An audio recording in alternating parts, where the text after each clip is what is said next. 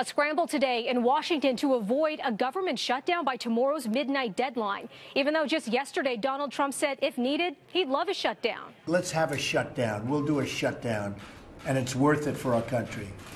I'd love to see a shutdown if we don't get this stuff taken care of. But today, Senate leaders unveiling what they're calling a bipartisan solution that could prevent a shutdown.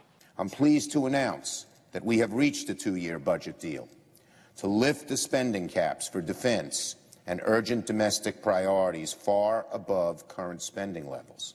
This budget deal is a genuine breakthrough. No one would suggest it is perfect, but we worked hard to find common ground and stay focused on serving the American people. The budget deal is worth around $300 billion, and it would lift caps on defense and domestic government spending.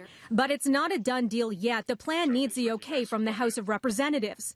The top Democrat there, Nancy Pelosi, is refusing to support the plan because it does not include protection for young immigrants brought to the U.S. illegally as children.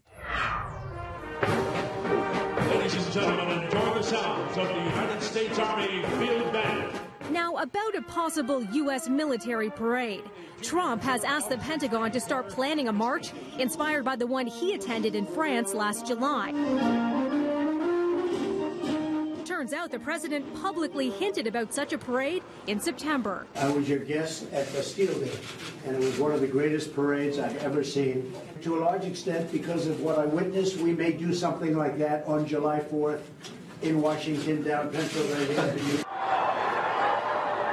The last major military parade in Washington was held in 1991, marking the end of the Persian Gulf War.